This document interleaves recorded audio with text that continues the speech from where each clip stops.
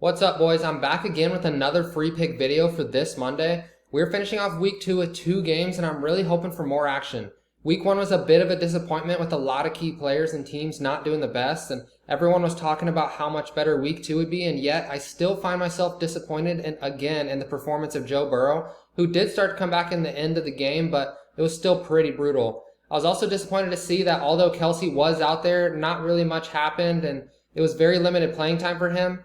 Also, I think I was mostly confused about Jahmyr Gibbs and what the plan for him is moving forward. His coaches keep saying they're going to play him like an animal, and yet they continue to let Montgomery run the ball and get stuffed at the line.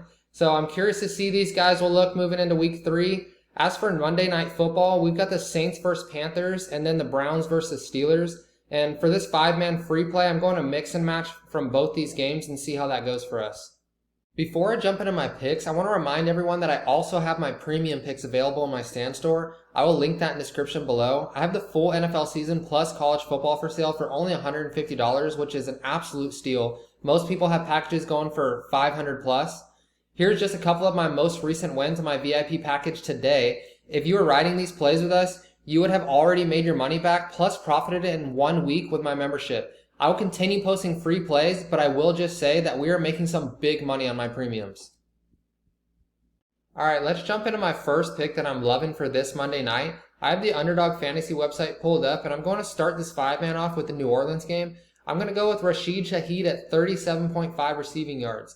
I was super impressed with his gameplay in week 1 and last season. He proved to be one of the most dynamic all-around offensive players for the Saints, and after last week's performance, he seemed to be showing that this season could very well be the same for him. He logged 3rd most targets behind Olave and Michael Thomas. However, the team seems set on getting him the ball in any way possible.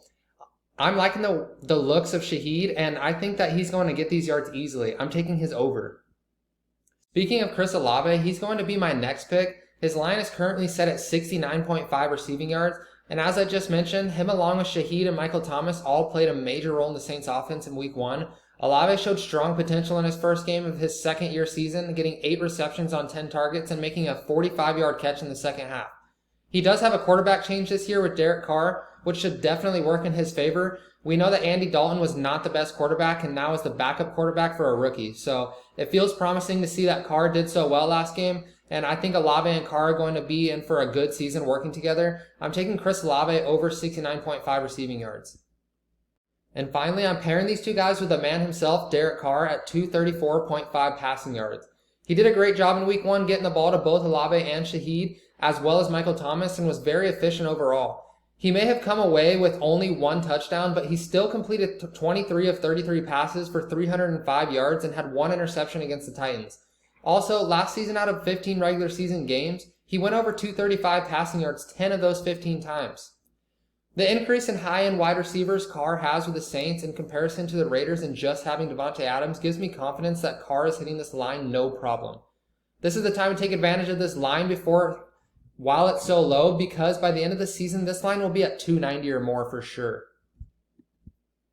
Next up, I'm going over to the Cleveland Browns game. I'm looking to add Deshaun Watson to the mix at 200.5 passing yards. In week 1, he completed 16 of 29 passes for 154 yards.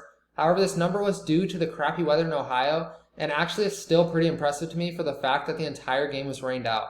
This tells me that if he's capable of getting 154 yards in the rain, he's going to be able to get a lot more completions when the weather is better. I'm locking him in at over 200.5 yards. Now, before I get to my final pick, I want to say thanks for all the support on my last video. I'm trying to crank out videos and stay consistent with the content that I'm posting. So if you found either of those helpful, make sure to subscribe to my channel and turn that notification button on so you don't miss out.